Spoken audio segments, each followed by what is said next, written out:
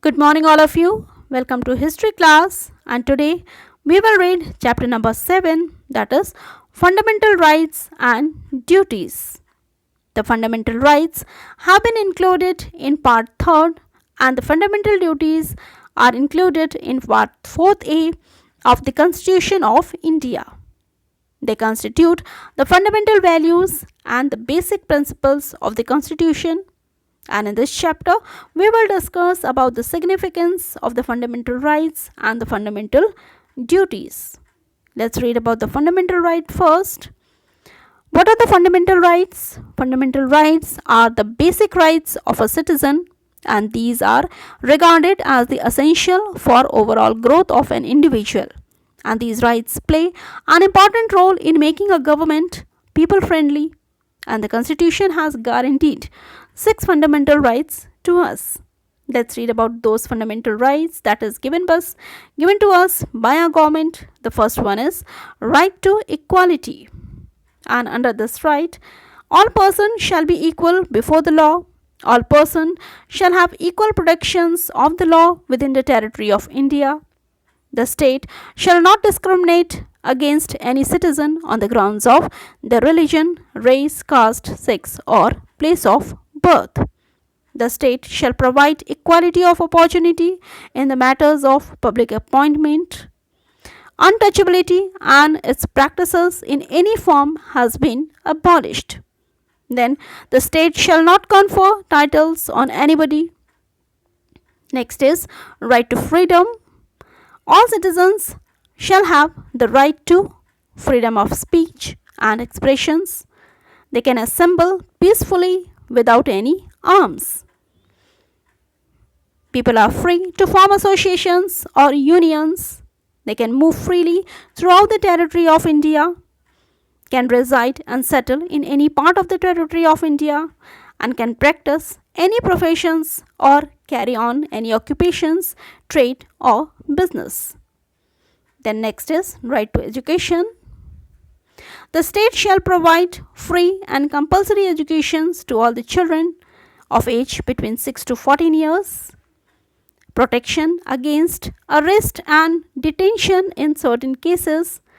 Right to information has been included to promote openness, transparency, and accountability in administrations.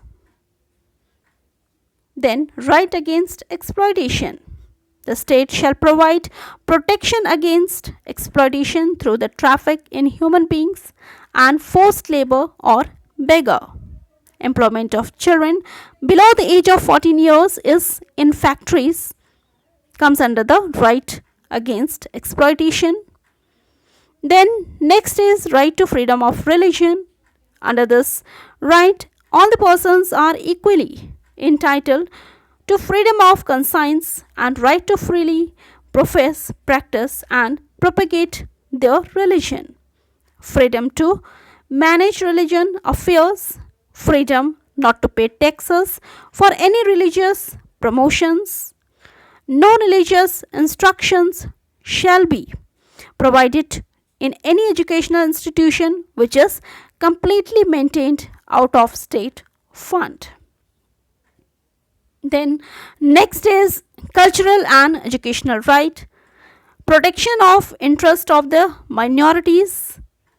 No citizen shall be denied admissions to any educational institution maintained by the state or aided by the state on the grounds of religion, race, caste, or languages.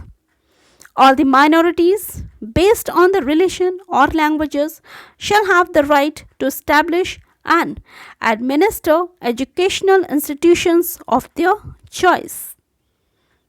Then right to constitutional remedies. The Constitution of India not only guarantees the above mentioned fundamental rights but also guarantees the right to move the Supreme Court for the enforcement of these fundamental rights. The Supreme Court shall have power to issue directions or order.